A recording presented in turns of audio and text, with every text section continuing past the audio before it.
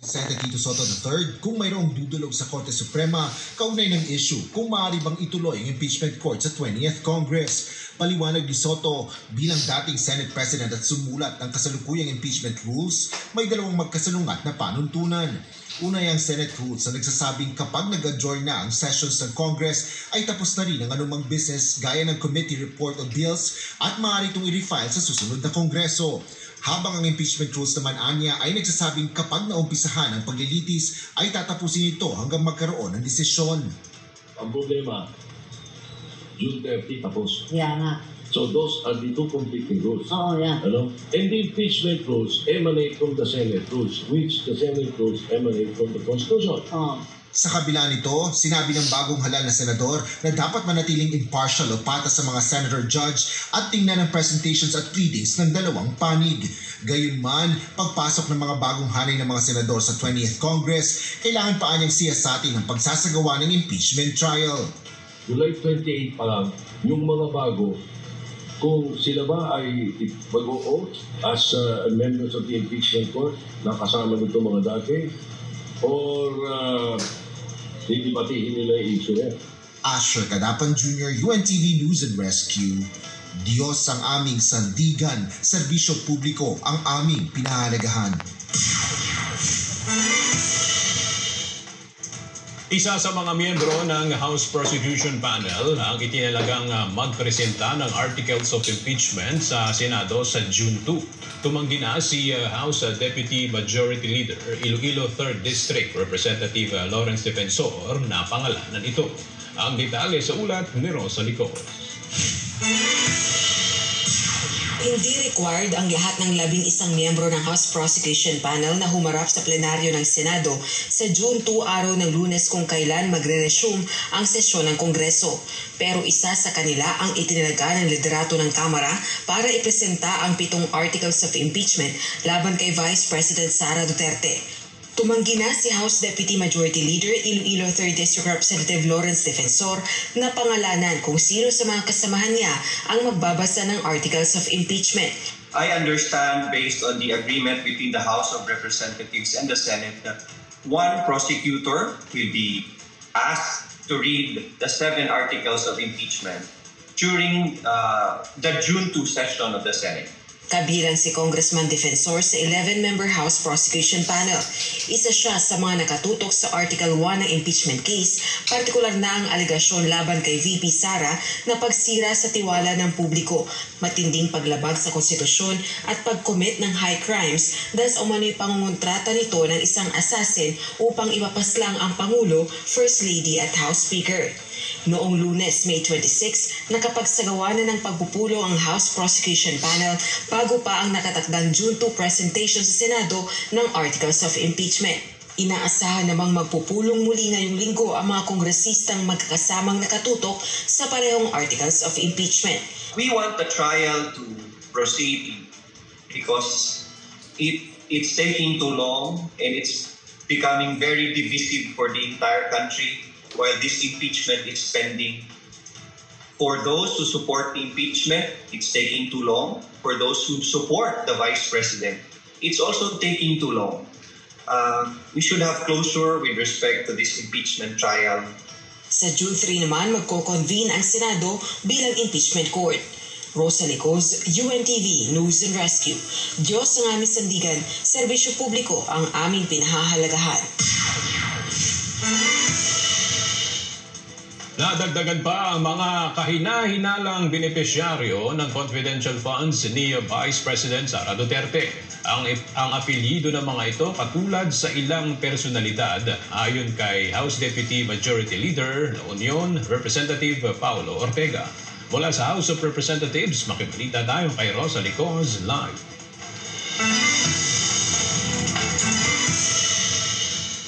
Rosalie, sino itong mga umano'y bogus beneficiary ng confidential funds ni VP Sara? Kabilang ba ito sa ipipresenta ng House Prosecution Panel sa impeachment trial?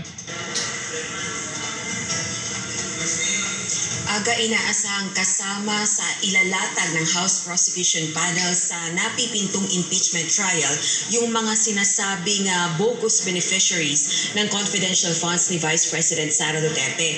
Ang mga ito ay partikular na nakapaloob sa Article 2 ng impeachment complaint laban kay Vice President Duterte, partikular na yung umano'y pagsira sa tiwala ng publiko at graft and corruption dahil sa umano'y paglustay at maling paggamit ng confidential funds ng Office of the Vice President at ng Department of Education. Nadiskubre ni House Deputy Majority Leader La Union Representative Paulo Ortega ang ilan pang kahina-hinalang pangalan ng mga benepisyaryo ng confidential funds. May mga apelyido ang mga itong katulad ng mga kilalang personalidad gaya ng Beth Revilla, Janice Marie Revilla, Diane Maple Lapid, John Lapid, Clarice Ontiveros, Christine Applegate Estrada at Dennis Tanya Escudero. Bukod dito, may ilan pang recipient na ang apelido ay kapangalan naman ng isang cafe restaurant at ng isang kongresista. At gaya ng mga naunang pangalan na pinaghihinala ang bogus recipients ng confidential funds ay wala ring record ang mga ito sa Philippine Statistics Authority o PSA.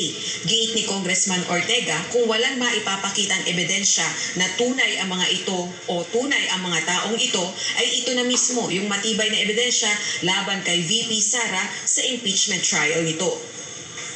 Aga matatandaan natin na dati nang tumanggi si Vice President Duterte na ipaliwanag yung mga sinasabing bogus recipients ng kanyang confidential funds at iginiit na hindi nito alam kung ano ba yung ginawa ng Kongreso sa mga ebidensya laban sa kanya. Balik sa iyo, Aga. Maraming salamat, Rosalie Coos.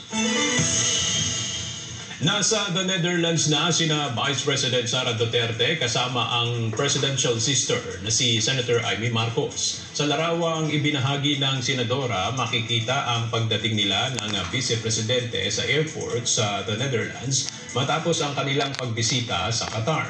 Sa isa pang hiwalay na post, makikita rin na kasama ni Senator Amy sa larawan ang abogado ni dating Pangulong Rodrigo Duterte na si Attorney Nicholas Kaufman. Sa captions ng senadora, nagpasalamat ito kay Attorney Kaufman at nangakong magtutulungan para maiuwi ng Pilipinas si dating Pangulong Duterte. Patuloy ang pag-usad ng kaso ni dating Pangulong Rodrigo Duterte sa International Criminal Court o ICC.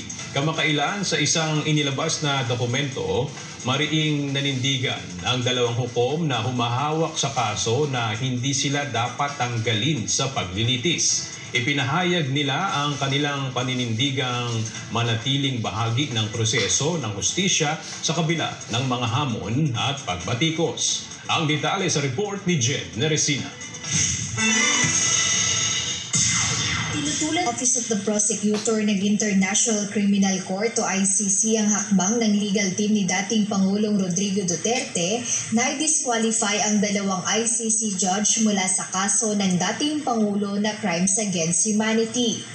Mula ito sa kahilingan ni Attorney Nicholas Kaufman, lead counsel ni dating Pangulong Duterte, natanggalin sina Pre-Trial Chamber 1, Judges Rain Alapini Gansu at Maria del Socorro Flores Liera. Anila ang mga ito umano ay nagkaroon na ng opinyon ukol sa jurisdiksyon ng aprobahan nila ang investigasyon sa kampanya laban sa droga ng Administrasyong Duterte noong 2021. Sa isang dokumento na may petsang May 22, 2025, iginiit ng dalawang hukom na nananatili silang patas at walang kinikilingan ayon sa Rome Statute at Code of Judicial Ethics. Idiniin din nilang walang sapat na batayan para tanggalin sila sa kaso, kasama sina Gansu at Liera sa chamber na nagbigay pahintulot sa ICC prosecutor na magsagawa ng investigasyon sa kampanya ni dating Pangulo laban sa droga noong 2021 at upang ipagpatuloy ang nasuspending investigasyon noong 2023.